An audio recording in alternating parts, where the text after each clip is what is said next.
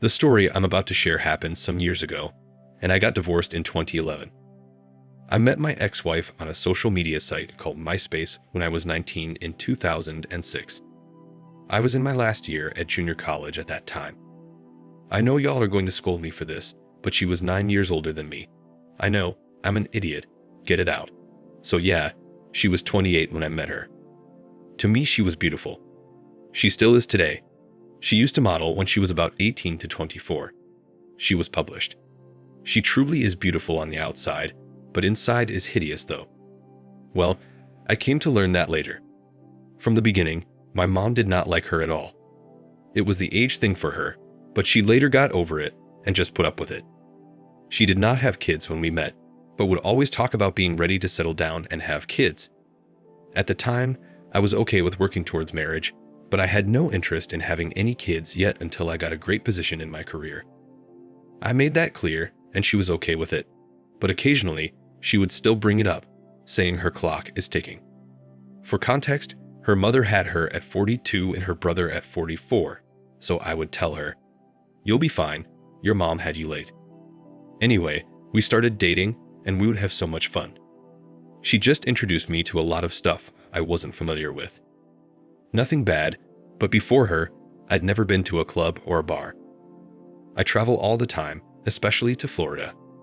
When I turned 21, we had so much fun together. It was my first time going to a casino. We got drunk, and I won big that night out in Vegas. It was almost like we balanced each other out in a way. She was very outgoing, and I've always been this reserved guy. Anyway, I asked her to marry me in 2010. She was excited and said, finally, when I proposed, "I really love this girl and never thought she'd do me the way she did." We married quickly that same year. There actually wasn't a big ceremony at all. Just her and I, my parents and her parents in the small room with a judge. We went to a resort in Arizona for our honeymoon. It was pretty cool. We also went hiking in the mountains and it was fun. Immediately, we started trying for kids, but it didn't happen. She was 32 at this time, and she would snap at me about it, saying, "It's your fault. We should have been trying years ago. Now I'll never be a mother." Because of this, I even went and got checked, and my sperm count was perfectly normal, and I was able to have kids. She also got tests done as well. The doctor said it was risky to have children the older you get, but that she was perfectly healthy. She stayed in tremendous shape, worked out every day, not a day skipped, and ate a great diet. No restrictions type diet, but definitely a well-balanced diet. Her being so health conscious did rub off on me. Guess I can thank her for that. But we tried and tried that year and nothing. One time, she was sure she was pregnant, but the at-home test kept saying no. She went to the doctor, telling the doctor, "I know I'm pregnant." They ran their test, and she indeed was not pregnant. This is when she really changed on me. She started talking to me like I was a bad kid or something. Talking down on me. Telling me things like, "I'm not man enough, that why don't I have a master's degree like other successful men she knew," and all kinds of disrespectful crap. I went off on her at Target once. I accidentally pushed a cart on the back of her heel, and she yelled at me to watch where the F I was going. I got in her face and sternly told her to stop talking to me like that, and that it was an accident. She ran out of the store crying, and I walked out behind her. We got in the car, and she just started crying, saying she was sorry, and that she's so frustrated with everything. I told her I understood that not having kids right now is bothering her, but will be fine. She apologized again, and we drove off. She told me to pull into a car wash. One of those automatic ones because she wanted to wash the car. Once we pulled in, she proceeded to give the greatest PJ she had ever given me. Afterwards, she told me she loved how I put her in her place and wanted me to be that way more often. Though that actually did work, and with my lack of experience. It was something I'd learned while in that relationship.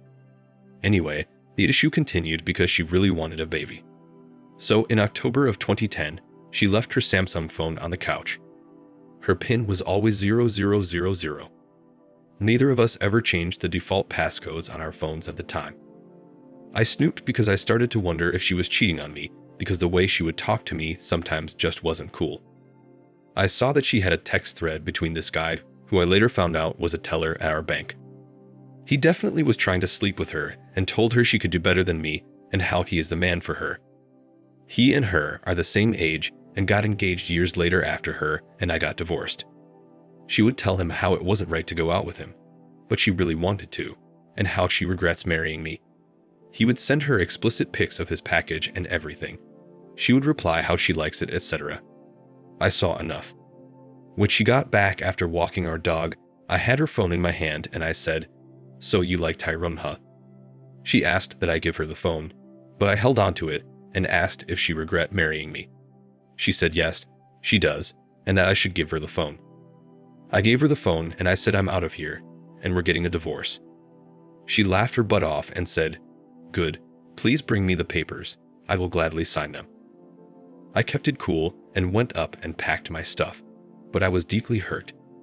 While I was packing, I was beating myself up and kept asking myself what was I thinking getting married when I'm only 23. Why would I do something so stupid? Well, I got all my clothes packed up and I left. I went straight to my parents' house and I cried like a little bee in my parents' living room. My mom held me and they told me things would be okay. Even though I'm over her, I still know that pain today, and I don't wish that feeling on any man. I actually searched for a therapist on my own because I didn't have any friends. I completely abandoned them after getting with her. It was like she had me under a freaking spell or something because she was all I cared about. She got served divorce papers via mail, and like she said, she gladly signed them. She sent a picture to my phone of her and the bank teller guy holding the signed divorce papers. That tore me up. This was when I actually sought out a therapist. My therapist was a 40-year-old man who I'm still cool with till today. That man picked me up and encouraged me. He's a very stoic man, and he told me to pick my head up, that it's not over and that I got more to accomplish. He told me she'll eventually regret losing me, and that I shouldn't bother trying to stick it to her by trying to get revenge, but I should just move on with my life and I'll win. We eventually divorced finally in 2011. Since then, I went back to school, graduated with my master's in 2015. I passed a PE exam in 2020, and I am now an engineer licensed by the states. The firm I work for is a very successful firm, and we do work all over the US. This firm has won many awards, and I hold a high position there. I make very good money too just from my career, and I also teach evening courses at a local college twice a week. I know for a fact I wouldn't have done any of what I have accomplished if I stayed with her. And I have to thank my therapist for this, who is also my friend today, for lighting the fire under me that got me motivated. I could have easily just slumped into a depression and beat myself up while she had moved on to another dude. How I knew about her getting engaged a year after our divorce was because my mom told me. She ran into her one day, and my mom told me how she was engaged to get married and was pregnant. A year after that, my mom saw her again at a church my mother was visiting.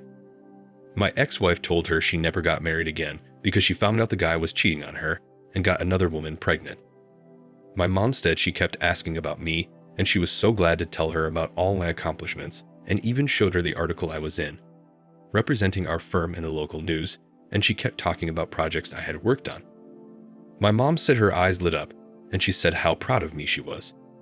Today, I am a father of a 3-year-old girl. She is indeed my girl.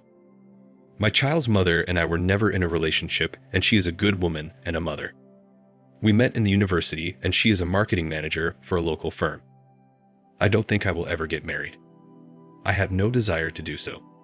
I never changed my phone number. I have had the same number since I was 19 years old, so I got a text asking, "Is this Matthew?" I answered, "Yes, who is this?" The person texting, "Hey, it's Michelle." I asked, "Michelle who?" The person texting, "Yes, your ex-wife, Michelle." I said, "Oh, hey ex-wife." She replied, "Is it okay if I call you?" I asked, "Why? What's up?" She responded with, "Honestly, I just miss you. I have been thinking so much lately and wish I would have fought to stay with you. I am so proud of you, and I wish I could have been by your side during all of your accomplishments. Things have been a bit tough for me though, and I could really use some help. Anyway, see, I am rambling. Can I call?" I replied, "No." I then proceed to block the number immediately. The nerve of her to come crawling back begging for my help. No damn way I would ever help her. Thank you for watching. Like, comment, and subscribe if you enjoyed the video. Until next time, I'll see you again. Take care.